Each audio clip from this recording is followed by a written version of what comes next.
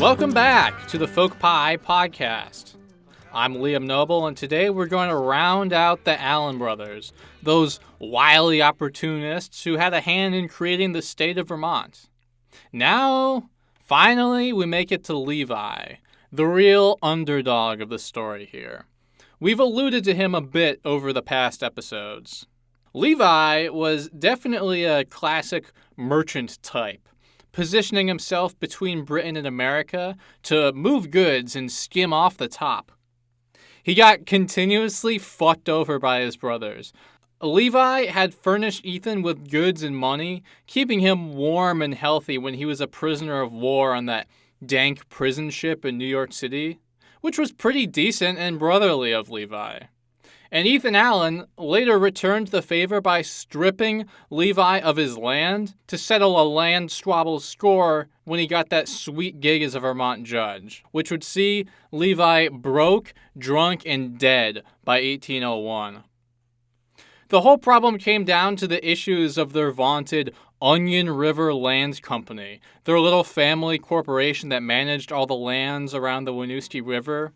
The sum total of all the decade they'd spent speculating territories and flipping and dealing to try to increase their fortunes.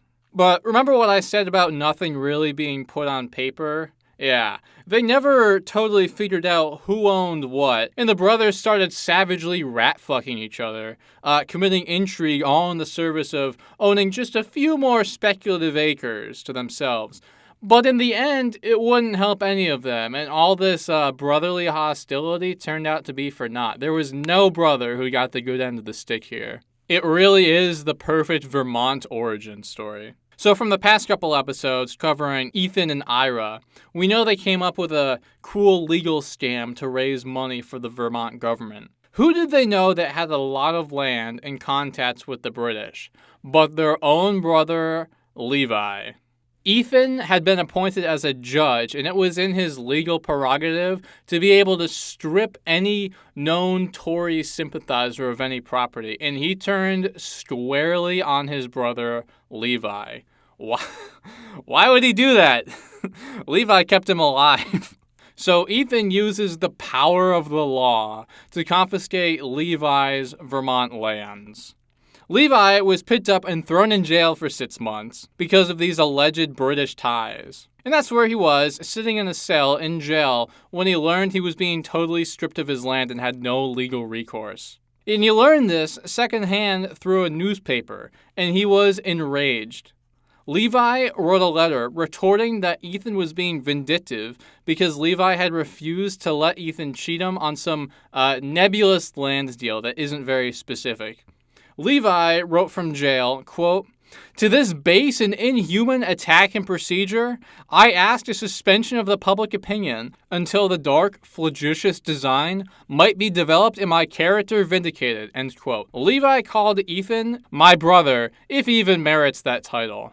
It's definitely true that Levi was doing a splash of double dealing on the side, trading with the British enemy. But as a merchant, right, fair enough, he's operating within his own interests, I guess, not wanting political squabbles such as revolutionary ideals to inflict tariff and embargo tensions that would get in the middle of his sweet, sweet profits. Profits. But to get your brother tossed in jail and stripped of his land wealth just to probably nab it up himself, well, it won't serve Levi well in the future. We'll get to that. Even after this whole debacle, Levi lived in a pretty precarious position.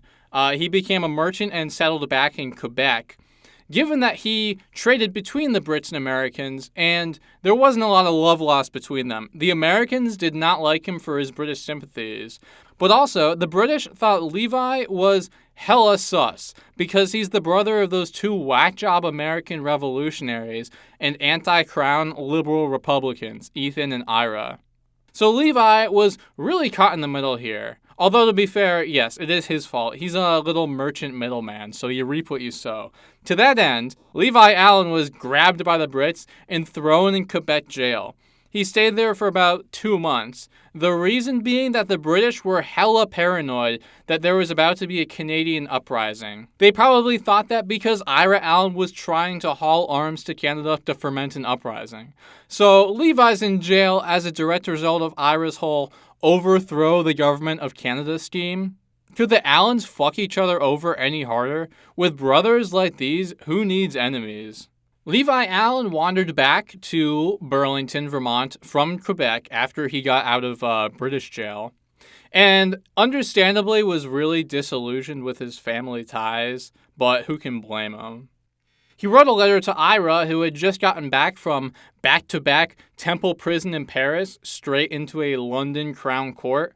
Temple Prison, by the way, I forgot to mention, was the same horrible prison that the Bourbon royal family was locked up in before their execution during the French Revolution. So that's where Ira was hanging out. He got a lot to think about.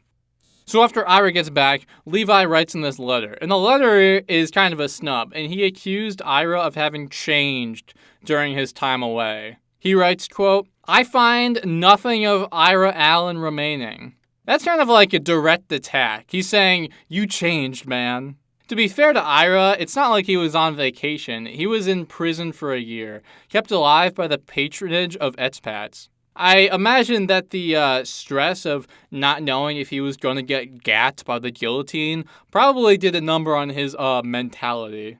Levi writes that he hopes the remaining brothers can work together now that death has claimed 2 of them. Ethan Allen, who died of apoplexy or drunkenness, and Hammond, who, by the way, was at the Battle of Bennington in Vermont fighting against the British with the Continental Army and died there when he just got sick, which happened a lot in those days.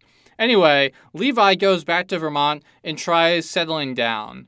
But combined with the land seizure from yesteryear, continuous varied misfortunes, including dwindling capital, you can't really trade stuff if you don't have the money to buy it in the first place. So all this really hurts his swag, and he became a wretched alcoholic deep in debt. In the year 1801, in ye old ye village of Burlington, Vermont, back when it was basically just a squat little town in the middle of nowhere, in a bunch of forested thickets with barely any roads cleared, and maybe a courthouse and a simple wooden grocer for building. There's not a lot going on. He was arrested and thrown in debtor's jail for unpaid debts. These Allen brothers just cannot avoid getting thrown in jail. It happens to them all the time. In this brutal twist of irony, the village of Burlington that owed its origins to this Allen clan claimed the life of one, finally. Levi Allen died in this debtor's jail in Burlington, 1801, right here, and buried in an unmarked grave on the prison grounds.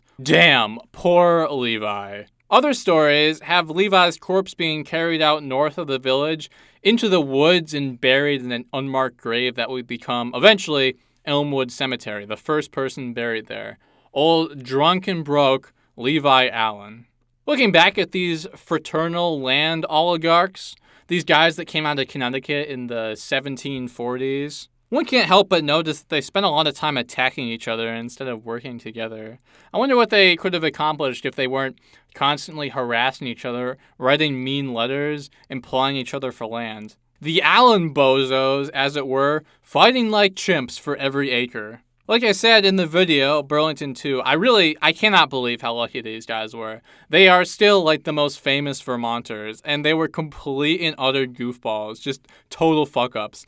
They hit all sorts of misfortunes, but damn did they get around. Finally, about time, that wraps it up for the Allen brothers. All the interesting ones have already been accounted for. Thanks for listening to this episode. We should have new material up every week. Make sure you subscribe to our Patreon at FolkPie and spread this podcast around if you really liked it. I'm sure there's quite a few people out there who would find this kind of stuff interesting. And watch the whole Burlington 2 video on YouTube. Link in the description. I'm Liam Noble, and I'll see you next time.